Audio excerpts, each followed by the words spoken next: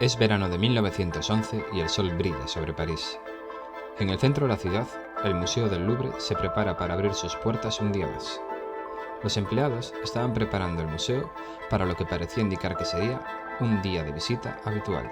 Louis Beroud, pintor de la época, entró en la Sala Rosa con la finalidad de contemplar un cuadro en especial.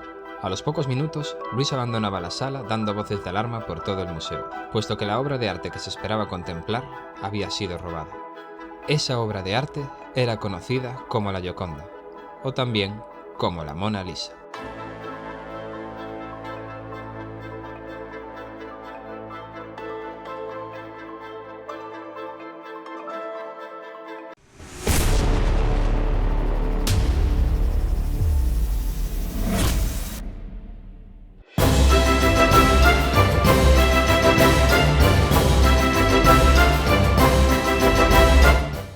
Nuestra historia comienza en la Francia de principios del siglo XX, concretamente en el año 1911. Francia, al igual que el resto de Europa, se encontraba inmersa en un periodo de tensión conocido como la Paz Armada. Durante ese periodo, la política de las potencias europeas se caracterizó por una gran escalada de la industria bélica, preparándose para un posible conflicto que finalmente estallaría en 1914, la Primera Guerra Mundial. La ciudad de París vivía este periodo recién salida de la conocida Exposición Universal de 1900, una feria mundial donde los visitantes de todo el mundo llegaron a la ciudad del Sena para contemplar los últimos avances tecnológicos, entre los que estaba la primera línea de metro. París ocupaba el estatus de una de las ciudades más importantes de Europa y del mundo, y su museo más conocido albergaba una conocida obra de arte que será la protagonista de esta historia.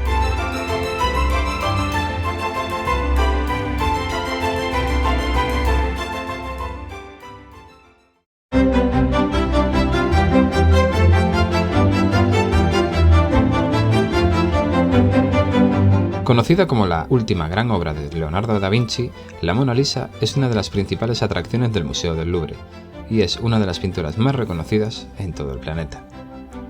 Pero, en aquel entonces, la Mona Lisa no tenía el reconocimiento del que goza hoy en día.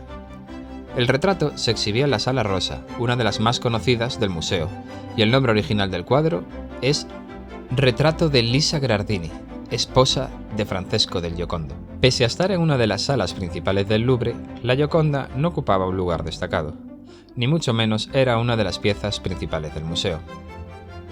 Esto no quedaría así para siempre, puesto que la mañana del 21 de agosto de 1911 ocurriría el acto que catapultará a la Mona Lisa a ser la pintura más famosa del mundo.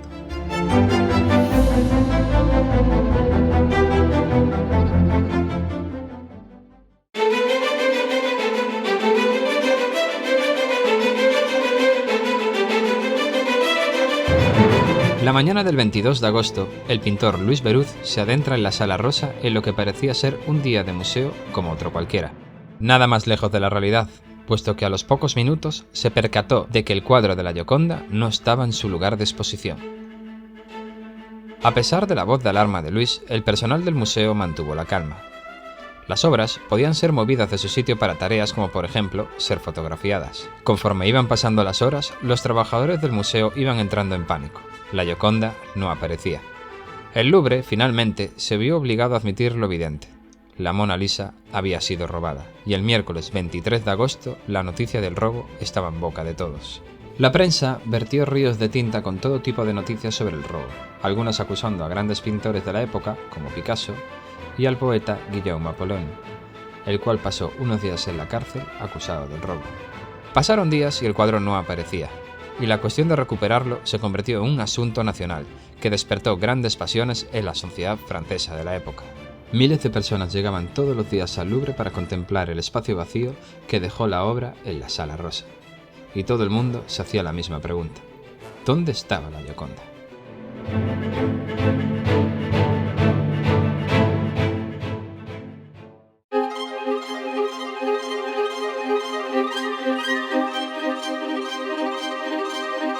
Los días de espera se convirtieron en 2 años, y, concretamente, nos tenemos que mover a 1913 y a Italia para continuar nuestra historia. También tenemos que presentar a un nuevo protagonista, Alfredo Gheri, director de la Galería degli Uffizi, en Florencia. Gheri recibió una llamada de un tal Leonardo, quien le citó en un hotel de la ciudad para ofrecerle un cuadro único. Gheri acudió a la cita y tras una media hora pudo certificar que el cuadro era auténtico y se trataba ni más ni menos que la pintura que toda Francia andaba buscando desde hace 2 años. Una vez confirmada la autenticidad de la pintura, Gheri alertó a las autoridades de lo sucedido, las cuales recuperaron el cuadro y detuvieron y revelaron la identidad del tal Leonardo. El ladrón que media Europa andaba buscando era un extrabajador del Museo del Louvre llamado Vincenzo Peruggia.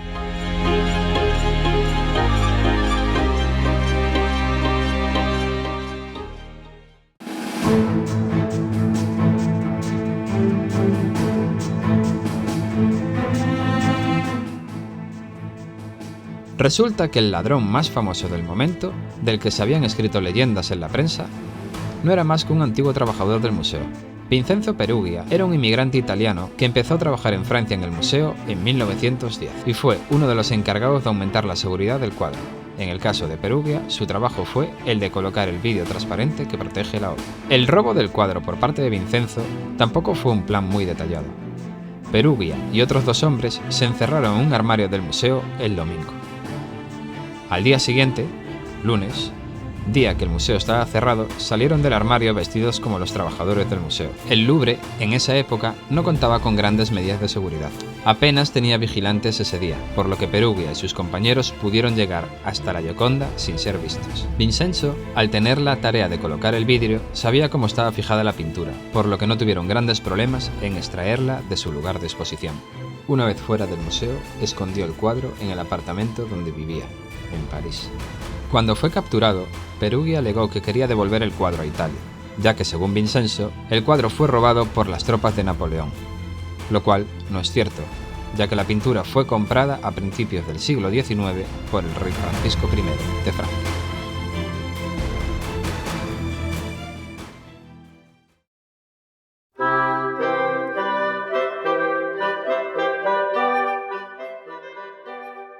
La Gioconda, una vez recuperada, fue expuesta en Florencia y Milán, antes de volver a París, donde, en palabras de los periódicos de la época, fue robada como una obra de arte y volvió como una leyenda. La Mona Lisa volvió a su lugar de exposición original, la Sala Rosa, donde permaneció hasta 2005, cuando se trasladó a la Sala de los Estados, lugar donde se exhibe hoy en día. En cuanto a Vincenzo Peruggia, resultó ser un pobre desgraciado, desconocedor del arte, por lo que no imagino las dimensiones de lo que había hecho. Estos fueron los motivos por los que solo fue condenado a 1 año y 15 días de cárcel, saliendo finalmente de prisión a los 9 meses. ¿Qué te ha parecido la historia del robo de la Mona Lisa? ¿Consideras que ha sido el mayor robo del siglo XX?